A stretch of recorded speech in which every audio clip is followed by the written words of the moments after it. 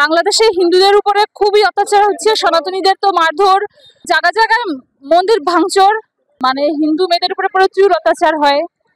তো হিন্দু মেয়েদের যদি দেখে তাহলে মানে ছেলেরা মানে টিটকিরি মেরে অনেক কথা বলে, টিচিং করে।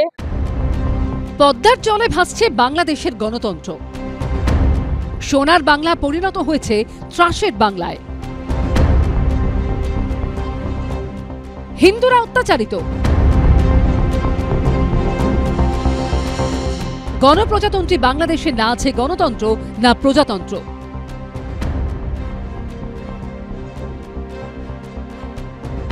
ভারতে বসে বাংলাদেশে বাড়ির কথা ভাবলেই মন আকুল হয়ে উঠছে। জন্মভূমিতে ফিরতে বাদসাচ্ছে হিংসা। আপাতত ভারতে থেকে যাওয়াই নিরাপদ বলে মনে করছেন উচ্চশিক্ষার জন্য আসা বহু পড়ুয়া, যেমন রবীন্দ্রভারতী বিশ্ববিদ্যালয়ের পড়ুয়া আদ্রিতা দাস, নৃত্য বিভাগের স্নাতকোত্তরের ছাত্রী, বাড়ি বাংলাদেশের কুমিল্লায়। 2012 সাল পর্যন্ত বাংলাদেশের সেনাবাহিনীতে কর্মরত ছিলেন আদ্রিতার বাবা, যিনি দেশের সেবায় নিজেকে নিয়োজিত করেছেন। তার সন্তানই কিনা এখন নিজের দেশে ফিরতে ভয় পাচ্ছে। এটার জন্যই বাড়িতে যেতে পারছি না, মানে বাংলাদেশে ফেরত যেতে পারছি না। আবার গেলেও মা বাবা বলছে একটু পরে আসো, একটু শান্তি ফিরুক দেশে। যে আমি যাব, এখন কি করে যাব, সেফ থাকবো কিনা, ট্রাভেলের সময় কোনো ইনসিডেন্ট হবে কিনা, রাস্তায় কোনো দুর্ঘটনা ঘটবে কিনা। ভয় আতঙ্ক এমন জায়গায় পৌঁছেছে যে কলকাতার এক বিশ্ববিদ্যালয়ের পড়ুয়া প্রকাশ্যে নিজের পরিচয়টুকু গোপন রাখতে চাইছেন। বাংলাদেশে ফিরলে বিপদ হতে পারে এই আশঙ্কায়। যেই রকম ওখানে ভায়োলেন্স চলছে, একজন সুস্থ মানবিক এবং বিবেকবান মানুষের মানে সুস্থ থাকা সম্ভব নয়। কারণ চোখের সামনে মানুষকে জবাই করা হচ্ছে, লুট করা হচ্ছে, ব্যবসা বাণিজ্য সব কিছু কেড়ে নেওয়া হচ্ছে, তাদের জমি দখল করা হচ্ছে। আজকে যদি আমার চেহারা সামনে আসে, আমি অবশ্যই টার্গেটেড হব। আগামী দিনে আমাকে প্রসিকিউট করা হবে। বাংলাদেশের এই পরিস্থিতিতে শুধু সেদেশের হিন্দুরাই নয়, প্রগতিশীল মুসলিমরাও লজ্জিত, ভীত, ক্ষুব্ধ। রবীন্দ্রভারতী বিশ্ববিদ্যালয়ের পড়ুয়া কামরুজ্জামান আসিফ স্নাতকোত্তরে বাংলা নিয়ে পড়াশোনা করছেন। রবীন্দ্রভারতীর এই পড়ুয়া একটি নাট্যদলের সদস্য। বাংলাদেশের বর্তমান পরিস্থিতির কারণে আপাতত ভারতে থাকার কথাই ভাবছেন আসিফ। আসলে 1 বছর আগে সবকিছু স্বাভাবিক ছিল, এখন কিন্তু স্বাভাবিক নেই। যেমন ঢাকাতেই আমরা এই বছর দুর্গাপূজা দেখেছি যে না অনেকগুলো মণ্ডপ করতে দেওয়া হয়নি, যেমন উত্তরাতেও অনেক প্রবলেম হচ্ছিল।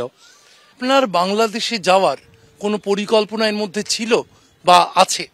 আমার আগে পরিকল্পনা ছিল সেপ্টেম্বরে, কিন্তু যেহেতু একটু ঝামেলা হচ্ছে আর এখন ট্রেন বন্ধ হয়ে আছে, তো এটা একটা প্রবলেম। সো এখন এই মুহূর্তে তো একদমই যাচ্ছি না। বাংলাদেশে হিন্দুদের উপর আক্রমণের প্রতিবাদে এবার বয়কট বাংলাদেশ অভিযানে নামল অখিল ভারত হিন্দু মহাসভা। ধর্মতলা চত্বরে বিভিন্ন হোটেল দোকান ঘুরে ঘুরে বাংলাদেশি পণ্য বর্জনের ডাক দিল তারা। আমাদের একটাই দাবি, বয়কট বাংলাদেশ। আমরা বাংলাদেশ থেকে যারা চিকিৎসা করতে আসে তাদের পরিষ্কার বার্তা, তাদেরকে কোনো হোটেলে যেন খেতে না দেওয়া হয়, কোনো জিনিস যেন বিক্রি না করা হয়, কোনো ঘরবাড়ি বা যেন হোটেল তাদেরকে ভাড়া না দেওয়া হয়। আমরা চাই যতক্ষণ না এই ইউনিট সরকার আমাদের ভারতের জাতীয় পতাকা মাথায় তুলে নিয়ে ক্ষমা চাইছে, ততদিন বয়কট বাংলাদেশ। হিন্দুদের ওপর অত্যাচারের প্রতিবাদে বাংলাদেশি নাগরিকদের পরিষেবা বন্ধের ঘোষণা করেছেন মালদার হোটেল মালিকরা। বাংলাদেশি যে সমস্ত বোর্ডাররা বা যে সমস্ত লোকেরা আমাদের এখানে আসছে মালদাতে, তাদের কাউকে কোনো রকম রুম আমরা দিচ্ছি না, তাদের থাকার কোনো ব্যবস্থা আমরা করব না, তাদের কোনো পরিষেবাও দেবো না। ইতিমধ্যেই ত্রিপুরায় বাংলাদেশিদের জন্য হোটেলের দরজা বন্ধ করে দেওয়া হয়েছে। এই পরিস্থিতির জন্য বাংলাদেশ সরকারকেই দায়ী করছেন সেদেশের নাগরিকরা। নির্বাচন নাই, সরকার নাই, হ্যাঁ যে সরকার আছে এই সরকার দিয়ে তো হচ্ছে না, ঝামেলাই চলছে। তো একটা পরিস্থিতি ভালো হোক এটাই আমরা চাই, কারণ বাংলাদেশের সমস্যার কারণে আপনাদের ইন্ডিয়া তো সমস্যা হচ্ছে। আমরা আসছি, আমাদেরকে তো দেয় নাই, রুম দেয় না হোটেলে। বাংলাদেশে হিন্দুদের ওপর অত্যাচারের প্রতিবাদে বুধবার বাংলাদেশ হাইকমিশনে স্মারকলিপি জমা দেয় বিশ্ব হিন্দু পরিষদ।